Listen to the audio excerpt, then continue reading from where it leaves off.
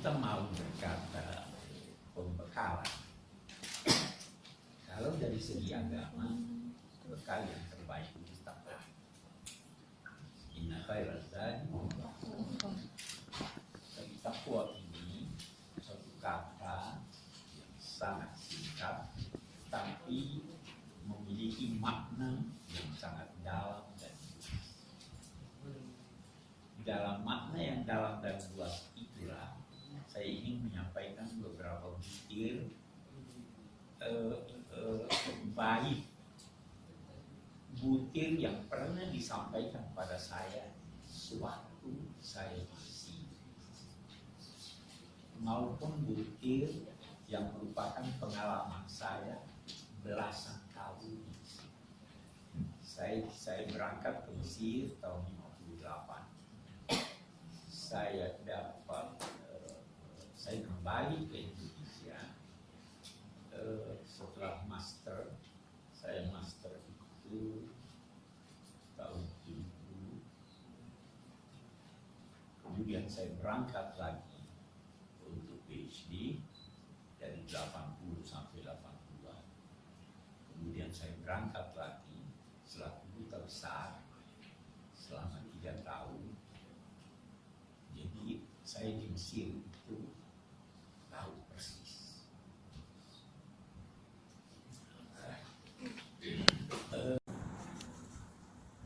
Salah satu cirinya adalah multaqal hadarat, pertemuan aneka peradaban.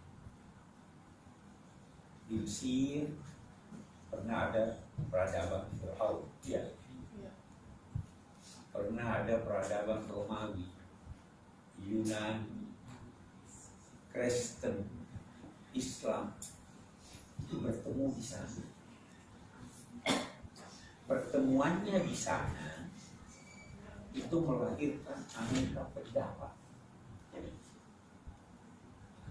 sehingga lahir ungkapan yang seakan-akan disampaikan oleh negeri Mesir kepada setiap pendatang.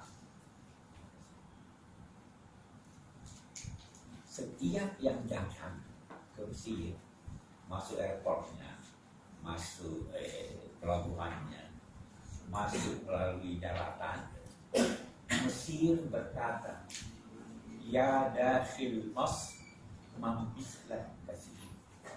Apa artinya?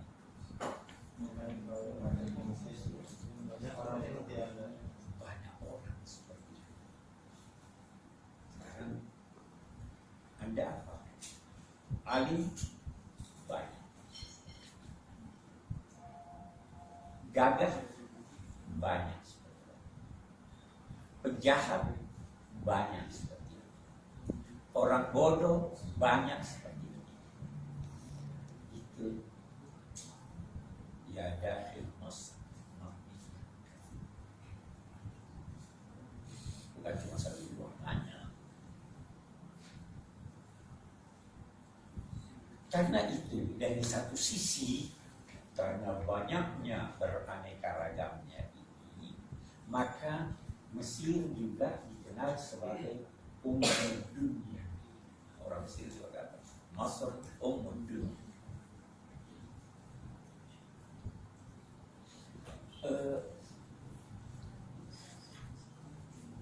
Dari segi praktis ini menuntut dari Anda semua yang berniat akan belajar. Niatnya kamu belajar ya, bukan kami ya. Yang berniat akan belajar harus pandai-pandai memilih siapa ya, gitu. Bisa saya teringat pertama 2-3 hari setelah Mesir kami jalan-jalan, sudah digol kan sama cewek Mesir.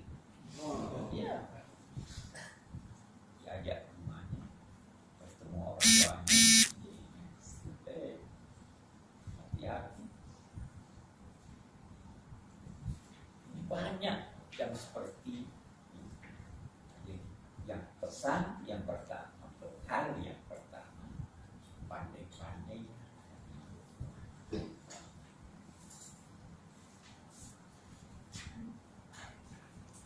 Itu pesan saya. Dalam memilih teman ini di Mesir nanti, di Kairo atau di mana pun. Saya dulu waktu jadi duta besar, banyak yang tidak senang, mahasiswa yang tidak senang pada saya.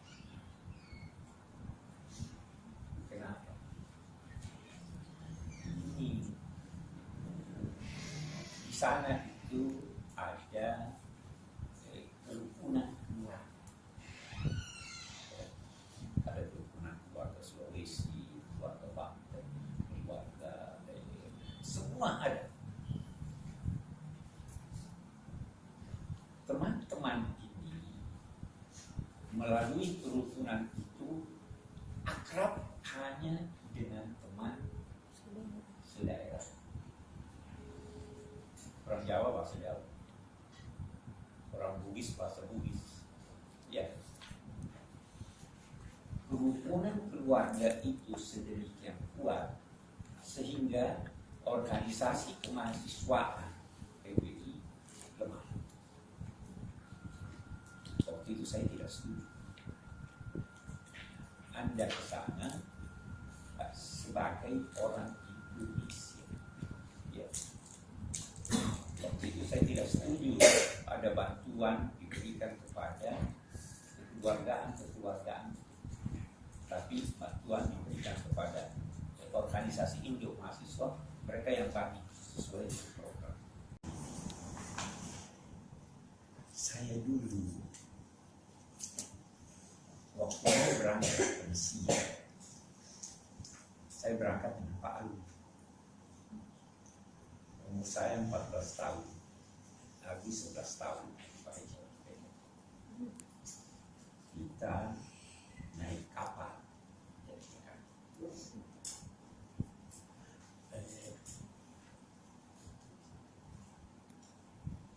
Dari tahun 58 tidak pulang. Saya baru pulang setelah selesai S1. Pulang untuk berapa saat, 3 bulan.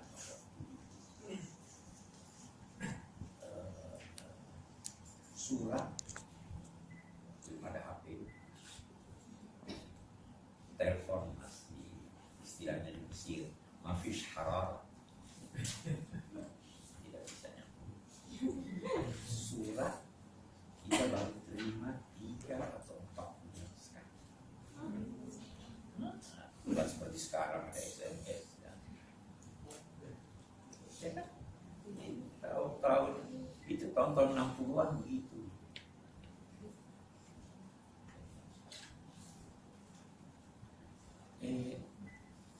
Nanti saudara akan baca lebih jauh.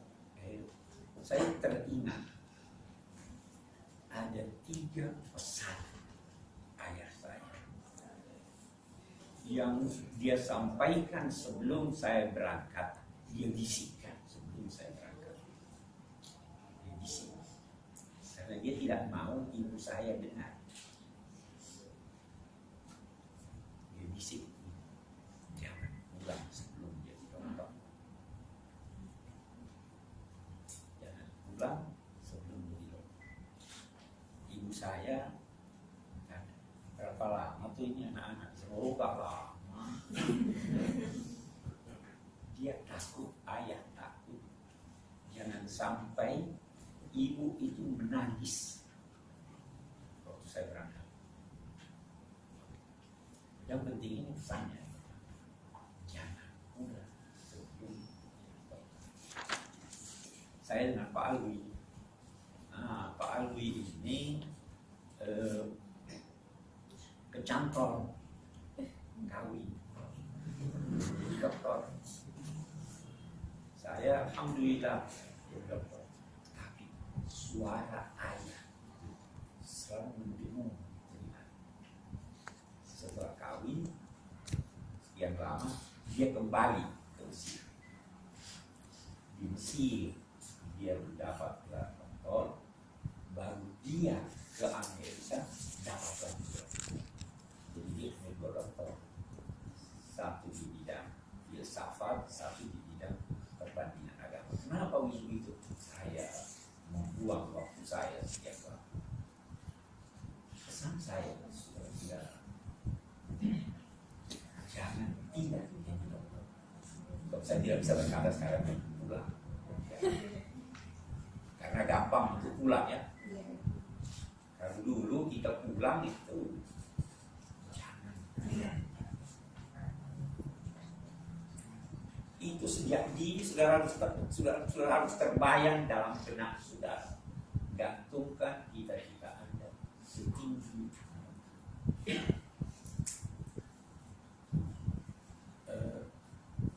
masa saya yang jadi master itu sedikit sekali.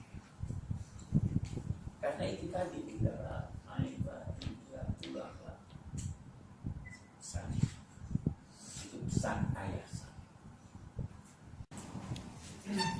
Itu juga yang saya ingin pesankan pada saudara. Setiap ada suratnya, surat itu kita baca berulang-ulang. Kangen kok. Dan biasanya kalau tidak ada surat mulai lupa, ada surat kangen lagi. Ya. Pesannya yang kedua adalah saya sudah sampaikan tadi, yang pertama itu bergaul, bertakwa pada Allah. Baru ada nih, saya tidak tahu saudara setuju atau tidak, terserah. Pesannya, jangan tidak membaca diri. Ini dari pesantren, banyak dari pesantren di sini. Ada wiridnya nggak? Singkat. Itu yang menjadikan Anda dan guru Anda, bahkan guru-guru Anda mempunyai hubungan batin dengan sekian banyak orang yang memimpikan gurunya apabila dia ada problem.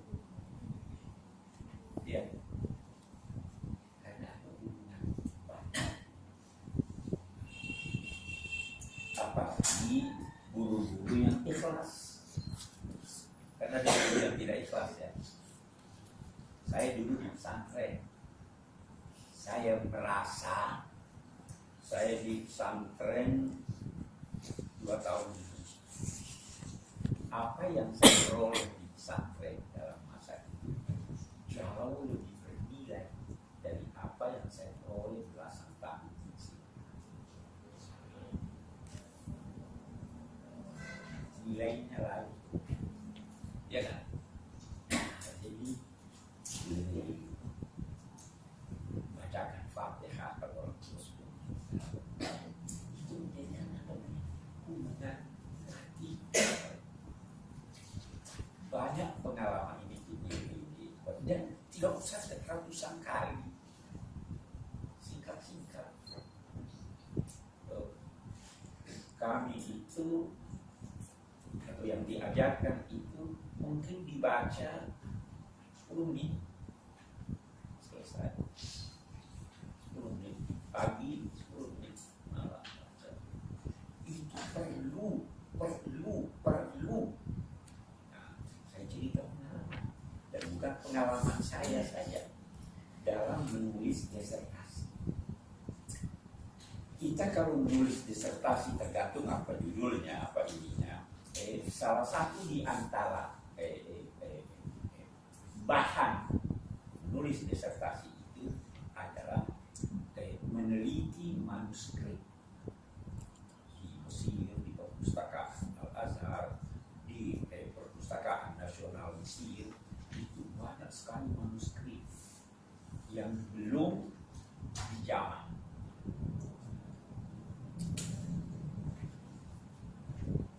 manuskrip ini ditulis oleh ulama tertentu.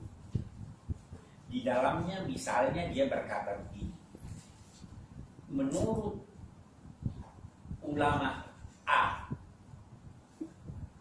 begini.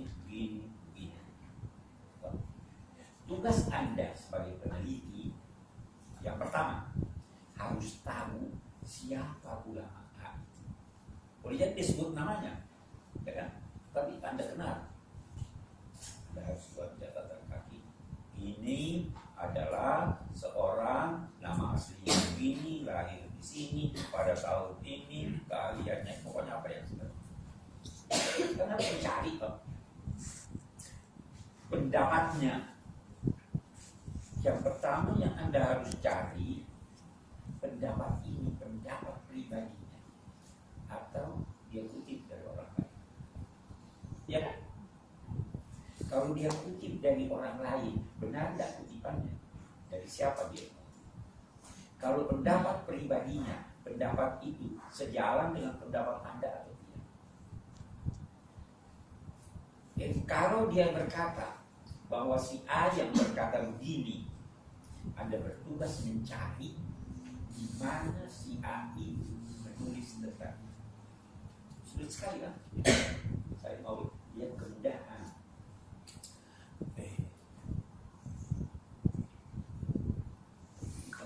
Banyak saya mengalami demikian, teman-teman mengalami demikian. Itu kita lapor pada pembimbing. Ini saya sudah cari, tidak ketemu. Cari sudah berhari-hari cari, tidak ketemu. Jadi dia sarankan bikin saja catatan kaki dan mengatakan lam ajidhu. Saya sudah bahas, dan saya tidak tahu. Hubungan itu pesan saya. Saya tidak pesan saudara-saudara membaca wirid ribuan kali. Jauh lebih baik belajar daripada baca wirid, ya kan? Tetapi jangan tidak baca.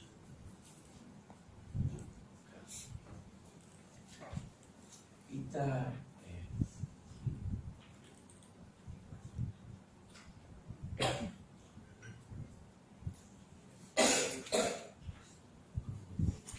saudara-saudara sudah mendapat uraian tentang ciri Al-Azhar sebagai wasatiyah, ya kan? Saya tidak perlu bicara. Saya hanya ingin menggaris bawah ilmuwan itu yang sejati mestinya tidak punya mazhab. Ya, mazhabnya adalah hasil pikirannya. Benar atau tidak? Kalau dia mujtahid itu boleh mengikuti ijtihad orang lain, tidak boleh, walaupun hanya dia sendiri. Seandainya Anda berijtihad dan menurut pendapat Anda inilah yang benar, setelah Anda teliti ini yang benar, ternyata hanya Anda yang berkata begitu, yang lain tidak berkata begitu, berbeda dengan Anda. Anda ikuti yang lain atau ikuti pendapat Anda? Walau sedikit. Ya, asal Anda sudah bersungguh-sungguh dan memiliki memiliki kriteria yang dibutuhkan.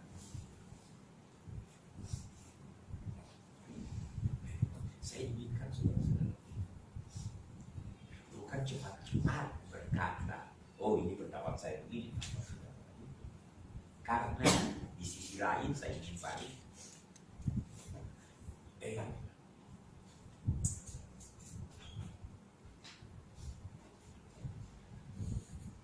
Ketidaktahuan itu ketidaktahuan, bukan lawan dari kecerdasan. Nanti maksud saya jelaskan. Orang yang cerdas itu bisa tidak tahu. orang yang merasa tahu bisa bodoh. Jadi ketidaktahuan bukan lawan daripada kecerdasan. Boleh jadi satu orang berkata saya tidak tahu, itu lebih cerdas dari yang berkata saya tahu, padahal dia tidak tahu. Ya, saya beri contoh di street Padang ada dua anak bermain. Padang street, ayo kita perbaiki yuk. Yang satu berkata, tidak mungkin, kita tidak tahu. Yang satu berkata, saya tahu. Dia tahu. Siapa yang lebih cerdas? Yang berkata saya tidak tahu. Karena dia tahu bahwa ini adalah persoalan sulit yang di luar yang kau lakukan. Itu dalam kamu dalam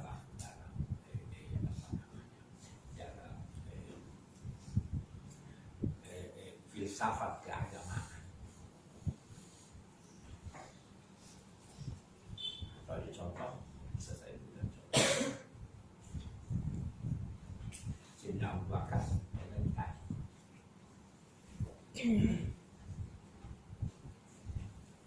hal ra'aita rabbak, lihat Tuhan.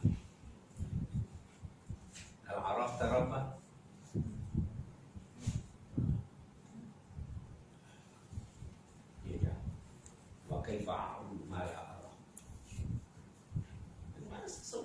sesuatu yang saya tidak lihat. Sehingga Ali juga menjawab, bima arafta, bagaimana kamu bisa kenal?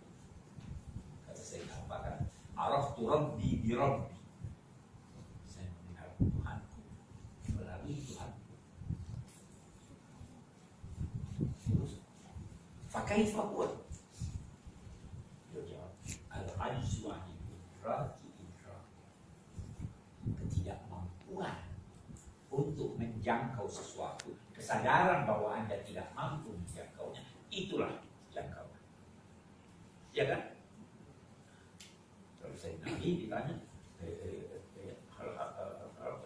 beliau menjawab, wa kaifa a'budu ma la ara, wa kaifa tarahu, beliau menjawab, la tarawul uyun bi musyahadatil ayan, walakin tudrikul qulub bi haqaiq. Jadi sekali lagi, belajarlah, upayakanlah sebisa mungkin. Saya tambah lagi satu pesan. Ini sering saya sampaikan kepada mereka yang menulis disertasi atau menulis risalah, magister. Saya katakan, berusaha sekuat tenaga. Tapi ketika Anda menulis risalah ilmiah untuk mendapat gelar, jangan menulis seperti halnya menulis surat cinta. Bagaimana itu menulis surat?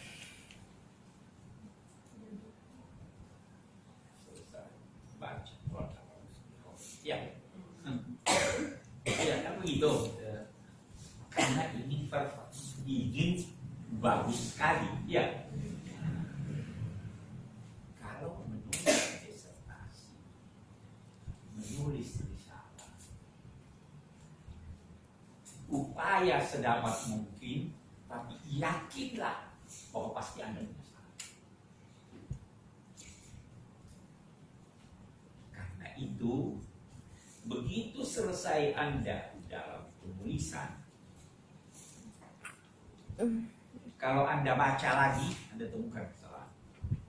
Ya. Tidak ada yang tanya Anda, tidak ada yang tanya Anda setelah Anda jadi dokter.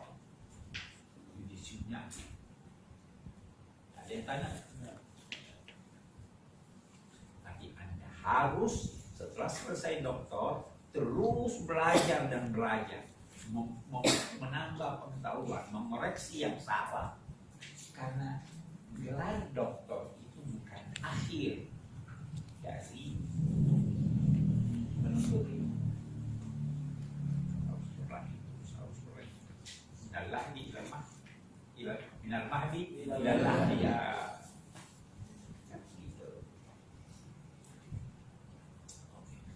ketika saya berkata jangan pulang sebelum dokter, itu bukan berarti setelah ada dokter sudah.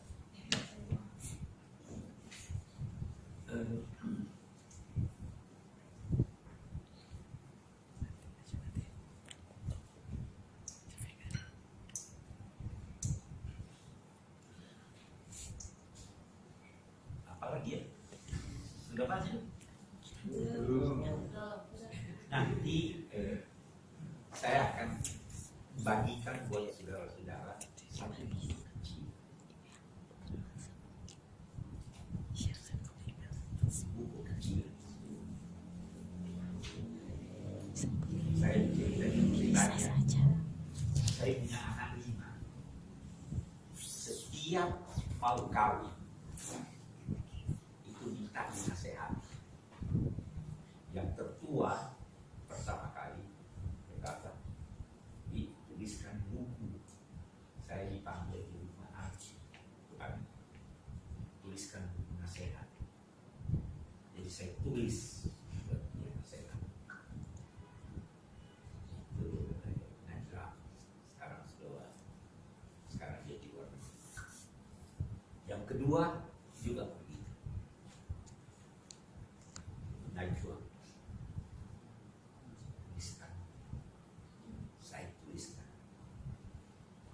Yang ketiga, begitu juga. Saya punya anak 4 perempuan 1 laki.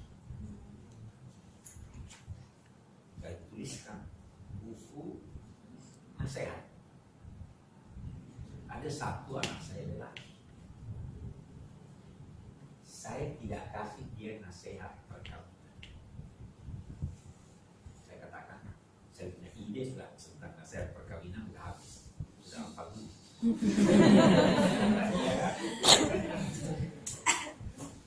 Jadi saya tuliskan di situ ada sekian banyak nasihat orang tua kepada anak. Dimulai dari nasihat Nabi, nasihat Sayyidina Ali kepada putranya Hasan, nasihat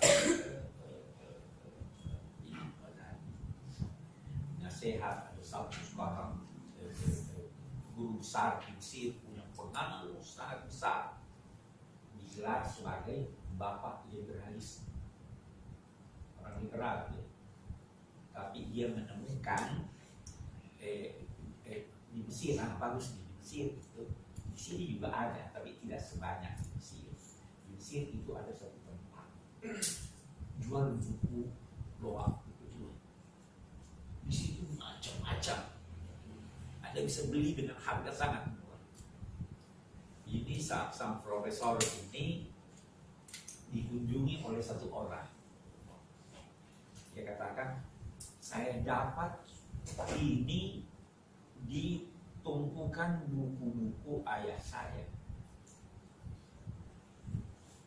Dibaca oleh guru besar ini, Zaki Mahmud, dibaca. Di situ dia katakan, ini nasihat buat anak saya, tapi saya tidak berani menyampaikannya secara langsung. Jadi saya tulis. Mudah-mudahan setelah saya mati, anak saya bisa baca. Saya tidak rela nama saya diketahui. Tapi kalau ada yang mau menyebarluaskannya, silahkan, tapi jangan disebut nama saya. Ini dibaca, oh ini hebat ini tulisan, maka dia komentari, dinasihatkan.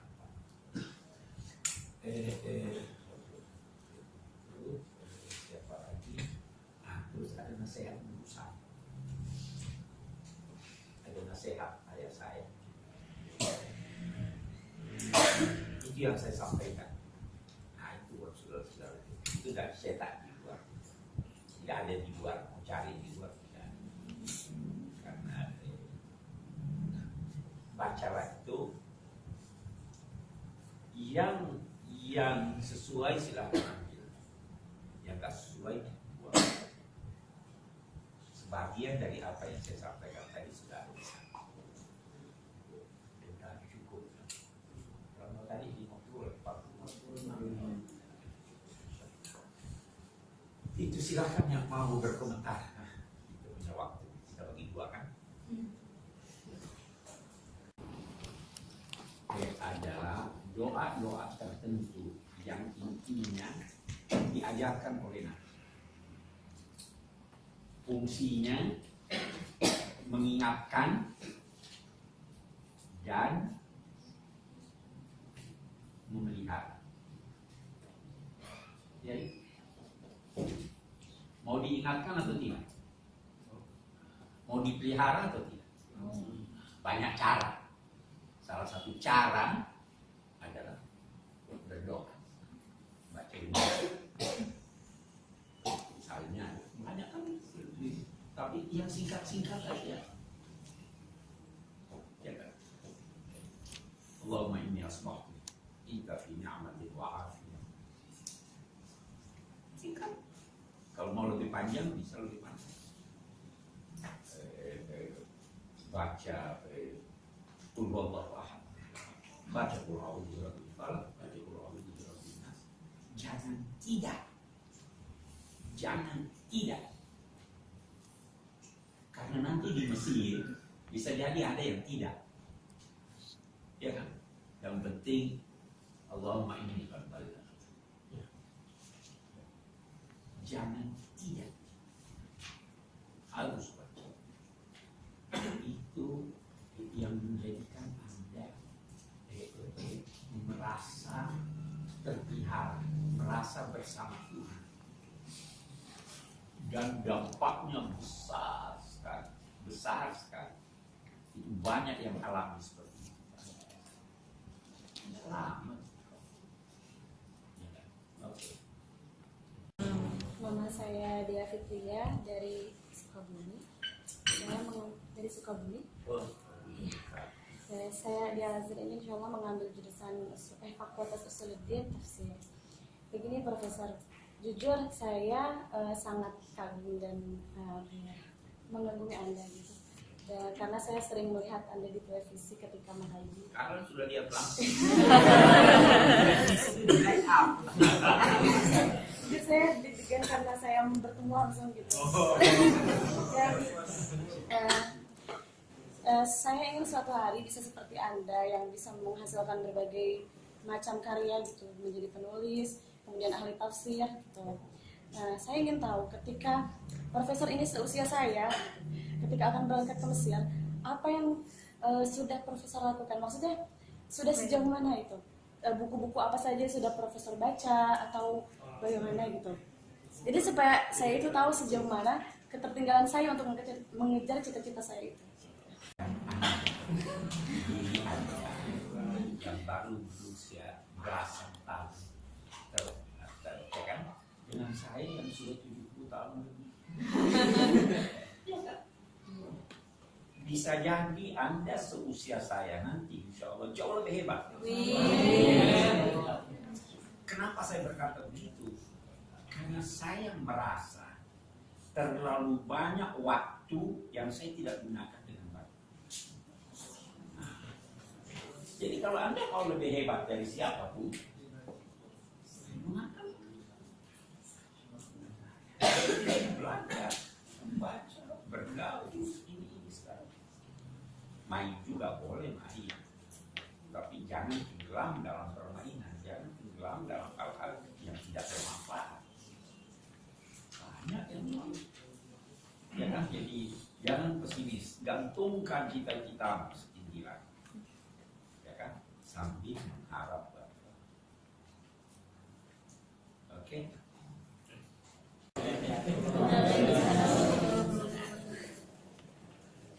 Saya Muhammad Fatih Lihat. Saya berasal dari Sulawesi. Di mana di Sulawesi? Asli Sulawesi Selatan, Palopo. Di Palopo. Iya. Insya Allah di Mesir nanti saya mengambil jurusan tarikh wal hadorah. Saya punya dua pertanyaan. Yang pertama, banyaknya ikhtilaf para ulama, para alimah, para muzahid yang terjadi sekarang. Kira-kira bagaimana kita mengambil sikap di antara ikhtilaf ini? Kemudian bagaimana karena mungkin kita ingin melakukan suatu sunnah, sedangkan kita takut bahwa yang kita lakukan ini adalah salah, karena di antara para pendapat itu banyak yang mengatakan benar, ada yang mengatakan salah, dan hingga kita menunggu sampai kita betul-betul tahu entah sampai kapan baru kita akan melakukan suatu sunnah. Jadi bagaimana menanggapi istilah di antara pendapat. Kemudian yang kedua, dalam hadis dikatakan mayuridillahu bihi khairan yufaqihu fid-din. Barang siapa yang dikehendaki oleh Allah suatu kebaikan, maka ia akan menjadikannya faqih dalam beragama. Kira-kira orang yang semacam apa yang diinginkan di sini? Kira-kira bagaimana kriteria orang yang yufaqihu fid-din ini, yang Allah akan menjadikannya faqih terhadap agama. Assalamualaikum warahmatullahi wabarakatuh. Perbedaan itu adalah keniscayaan. Anda tidak bisa menjadikan semua orang sepakat. Tidak mungkin. Walau sya'allahu la ja'alakum ummatan. Ya kan? Pasti kita berbeda-beda. Perbedaan itu harus dihadapi dengan bijaksana. Bagaimana? Yang pertama, kita di pusat studi Al-Quran seperti itu. Yang pertama, semua pendapat yang memiliki dasar kita hormati. Walaupun penghormatan itu bukan berarti kita ikuti. Ya, sekarang kita ambillah satu contoh nih, di Indonesia ada Wahabi, ada Mu'tazili, ada Syiah, macam-macam. Semua pendapat itu mempunyai dasar, walaupun tidak kuat menurut Anda, kita hormati. Tapi tidak berarti kita harus amalkan. Ya kan? Jadi hadapi itu begitu. Jangan menghadapinya dengan memaki. Jangan menghadapinya dengan melecehkan. Itu prinsipnya seperti itu. Itu kalau kita apa namanya? Itu kan ada ungkapan ra'yuna shawab yahtamilul khata', ya. Wa ra'yukum khata' yahtamilus shawab. Itu masih kurang. Yang diajarkan Al-Quran itu inna au iyyakum la'ala hudan au fi.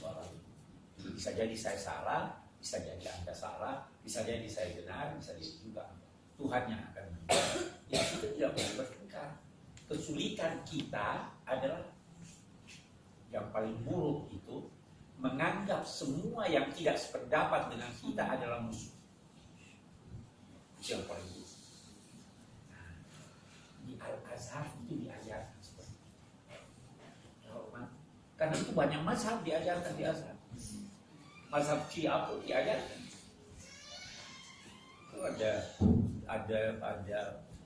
7 atau 8 mazhab, dan mereka tidak segan, guru-guru besarnya tidak segan berkata di sini saya pilih mazhab ini, di sini ilmuwan seperti itu.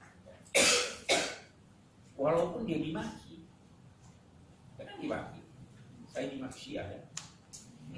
Saya menulis, saya katakan saya tidak marah dimaki Syiah, tidak marah saya.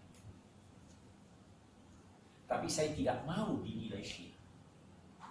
Bukan karena Syiah itu sesat, tetapi karena saya bukan Syiah.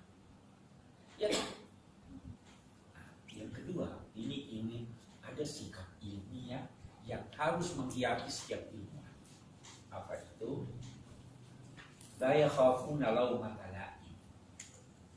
Kalau Anda sudah percaya bahwa seperti ini, Anda diminta untuk memberikan pandangan Anda, sampaikan pandangan itu walaupun tidak ada orang yang menganggap. Itu sikap ilmuwan. Kalau kamu takut nanti saya dimaki, takut nanti, padahal itu kebenaran, ya kan? Bersikap seperti itulah. Jangan cari musuh. Kalau Anda tidak setuju dengan Wahabi, katakan silahkan anut pendapat Anda. Saya tidak sependapat, tapi saya tidak akan tuduh Anda sesat, apalagi tuduh Anda kafir. Ya kan? Lakum dinukum sama orang non muslim aja lakum dinukum kembali, apalagi antar sesat. Itu karena itulah wasatiyah. Itu buah wasatiyah, ya kan? Tapi kita ini, aduh, sudah wasatiyah sudah hilang. Oke, silakan yang lain. Perjalanan menuju puncak itu sulit. Tetapi kesulitannya itu hanya di awalnya. Itu ada ungkapan dari Abu Yazid Al-Bustami yang menggambarkan perjalanan menuju Tuhan. Yang itu baru melangkah sudah ada teriakan. Teriakan itu bisa menakut-nakuti, bisa juga merangi. Yang dibutuhkan hanya tekad. Kalau Anda punya tekad, Anda lanjutkan perjalanan. Dan kalau Anda melanjutkan perjalanan di tengah jalan, bukan di awal jalan, di situ nanti Anda akan menemukan rambu-rambu. Ini jalan aman, ini jalan tidak aman. Anda akan menemukan tempat-tempat peristirahatan. Sini istirahat. Anda akan menemukan katanya ini telaga-telaga air untuk menghilangkan dahaga. Kalau Anda terus melanjutkan perjalanan, pada akhirnya Anda akan diantar oleh kendaraan Ar-Rahman menuju apa yang Anda kerjakan. Tekad ini akan menjadi kuat kalau Anda bersama Allah. Nah, itu tadi kan. Ya. Kalau sendiri sampai di Mesir Anda bisa. Saya ada satu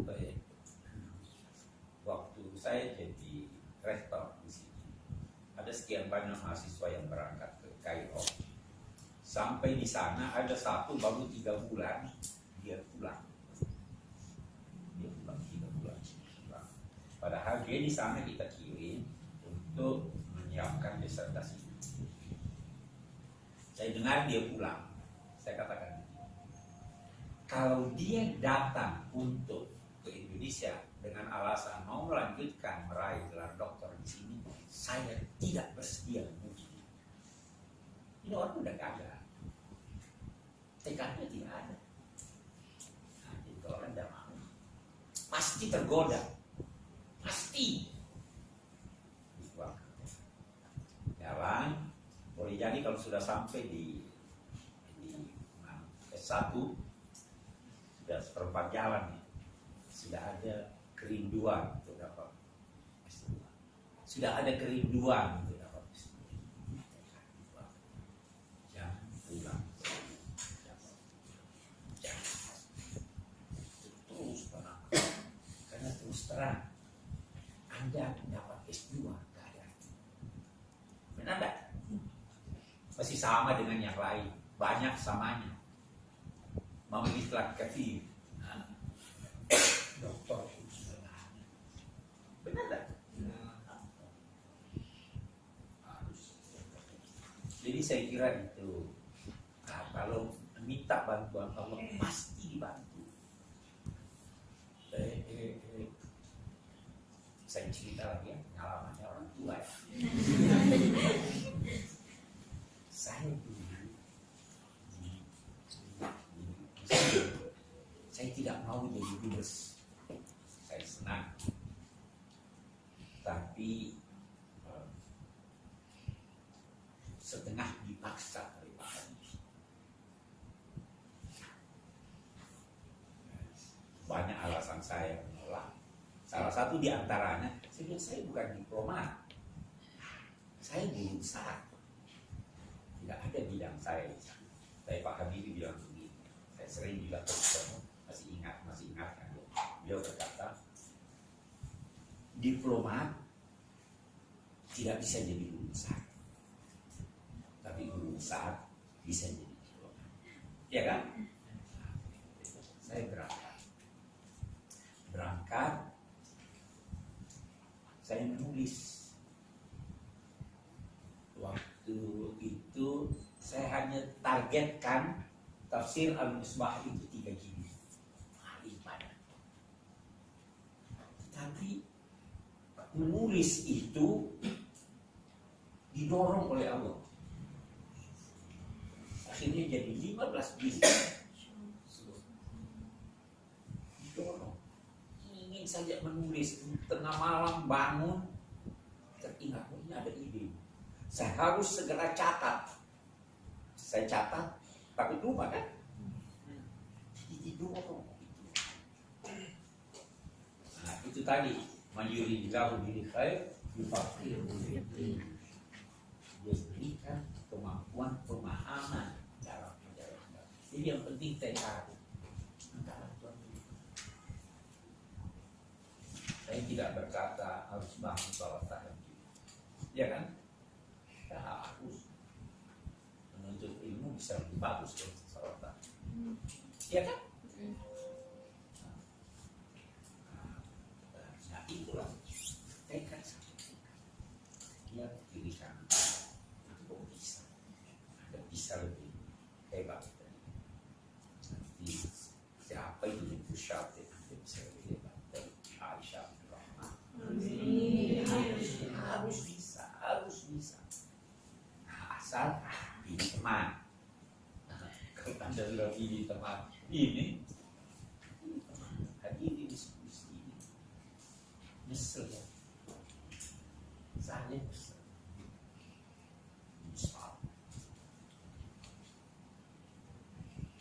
Saya menyesal kalau tidak ada kesempatan khusus bahasa Perancis. Nyesel saya. Istri saya khusus bahasa Prancis waktu di sana. Sekarang dia udah jual saya. Tolong ingat.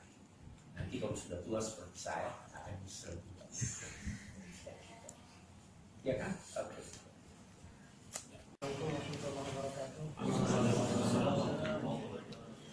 Nama saya Mukhlisin dari Madura, ambil fakultas Usuluddin dan ambil jurusan tafsir. Yang ingin saya tanyakan, apa yang menjadi inspirasi Bapak sehingga Bapak mempunyai semangat yang luar biasa?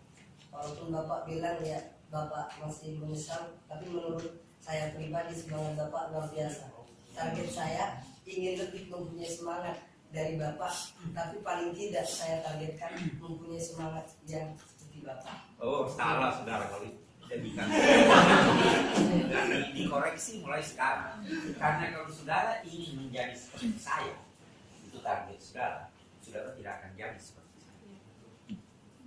Pasti lebih sedikit. Benar tak? Harus sedikit mungkin. Harus sedikit mungkin. Sudah tidak kenal saya.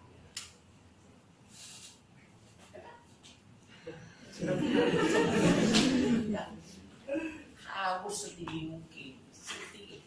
Apa namanya? Gantungkan kita di kamu setinggi bintang ya. Setinggi bukan.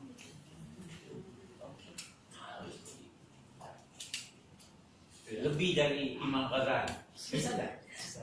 Harus bisa. Imam Ghazali juga banyak salah. Ya kan? Setinggi mungkin. Nah, kalau ini gitu. Terus yang kedua Pak, Nah, Minta bagaimana ketika kami misal di Al-Azhar semangat turun, bagaimana kami menghadapi itu? Ini teman itu paling menentukan. Ini bacaan. Kalau Anda sudah melempem semangatnya, ada teman Anda yang baik, ya ada Anda. Tapi kalau temannya juga ini teman. Saya bukannya tidak mau Anda bergaul dengan orang Indonesia, tetapi saya mau Anda pandai bahasa Arab. Ya, tapi pilih-pilih juga. Orang Mesir juga banyak yang tidak baik. Kan? Ya dakhiluna semua mislah kathir. Itu yang akan Anda. Saya dulu punya satu teman dari Yordania. Abdul Munan Rapat, sekarang dia anggota parlemen di Yordania. Dia itu tidak berbahasa Arab kecuali Arab Fusha. Pernah sekali kita naik bus, dia berbahasa Fusha. Itu konduktor bus ejek dia. Ya Allah, ruang Al-Azhar. La nafham kalam. Dia kotor di mana? Dia katakan, adalah anzil ila mustawa. Ini bahasa Arab Fusha. Saya biasa berguru sama dia. Saya bilang, anta kalam insya. Tapi kita nastafil. Karena dia tidak mau kita bahasa amiyah sama dia. Kata teman nih. Jadi itu yang mengingatkan. Itu dia teman. Banyak sekali itu sama. Pacaran boleh tidak? Tidak boleh. Bagus. Apa sih artinya pacaran?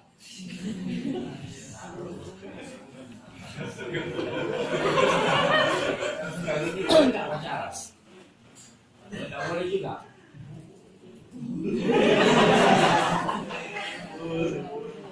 Karena pacaran bukan berarti seperti yang di sekarang ini dua-duaan dan sebagainya. Ya kan? Pacaran itu khitbah, menyampaikan rencana untuk menikah. Boleh. Tidak gitu. Tidak. Ada misalnya punya teman pria rencana mau menikah, bukan pacaran dalam arti kata pegang-pegangan pergi ke bioskop atau bukan itu. Bisa. Apa salahnya? Halal. Boleh kan? Itu mungkin bisa menghibur kalau saya mau ambil pendapat. Ada banyak pendapat, tapi saya ambil pendapat seorang yang diakui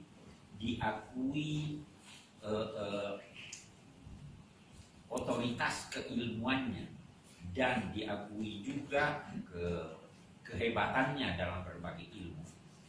Abbas al-Aqad. Abbas al-Aqad itu tidak. Abbas al-Aqad itu otodidak. Dia ada tamat SD. Tapi Cairo University mau memberi dia gelar doktor, dia tolak. Dia ahli sejarah, ahli bahasa, penyair, filsafat dan sebagainya. Dia, kalau Anda duduk dengan dia, saya tidak pernah duduk dengan dia, tapi saya suka baca. Dia meninggal tahun 62, saya di Mesir. Dia ditanya, dia berkata, dia ditanya, kenapa kamu bisa melahirkan sekian banyak buku dalam berbagai bidang? Jawabannya, saya malu kalau saya duduk bersama orang-orang lantas mereka berbicara tentang suatu masalah terus saya bungkam diam. Jadi saya harus baca banyak sekali, dan dalam berbagai bidang dia ahli.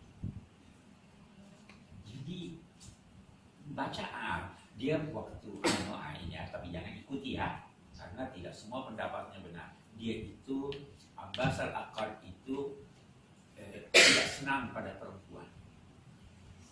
Dia melecehkan perempuan, tapi karena dia patah cinta, dia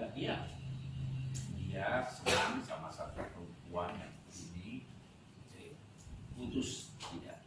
Jadi tulisannya menyangkut perempuan itu sangat tidak menyenangkan. Yang penting dia berkata pendapatnya. Ada ulama yang begini. Orang yang berada di luar negeri pasti ada kebutuhan lebih besar daripada orang yang berada di negerinya menyangkut perasaannya. Benar nggak? Dan perasaan ini perlu dipenuhi agar tidak mengantar dia untuk patah di jalan. Salah satunya adalah menikah.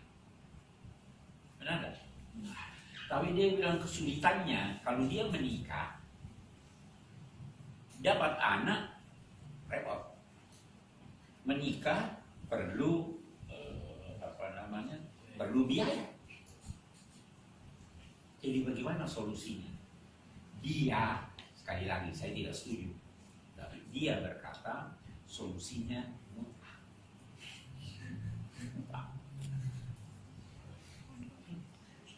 Nah, kita juga tidak setuju. Saya gila-gila kepala, bukan cuma gila-gila kepala. Saya tidak setuju itu, ya kan? Tapi saya hanya ingin berkata bahwa khitbah itu boleh, pacaran itu boleh. Kalau Anda sudah merasa bagaimana nih? Kan perasaan nih. Benar tak? Sembunyikan perasaan.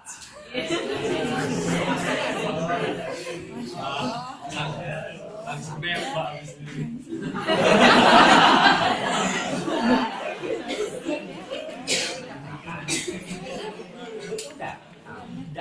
Dan jangan jadikan, Al-Aqam berkata, itu bisa menjadikan yang bersangkutan mendapat ketenangan itu banyak sehingga bisa segera selesai studi. Itu yang dia maksud. Jangan lantas pacaran lupa segalanya, tidak mau belajar. Yang penting perasaan Anda jangan sampai sedih, perasaan Anda jangan sampai terluka, perasaan Anda jangan sampai kosong. Lakukan apa saja yang dibenarkan oleh Anda. Di jalan-jalan.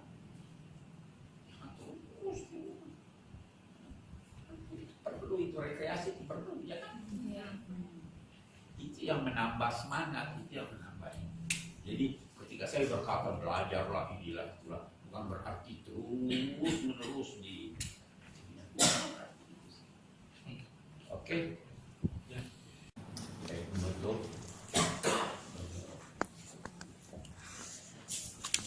Kita hidup dengan harapan, mudah-mudahan niat baik saudara. Harapan orang tua saudara yang mengizinkan Anda berangkat. Ya.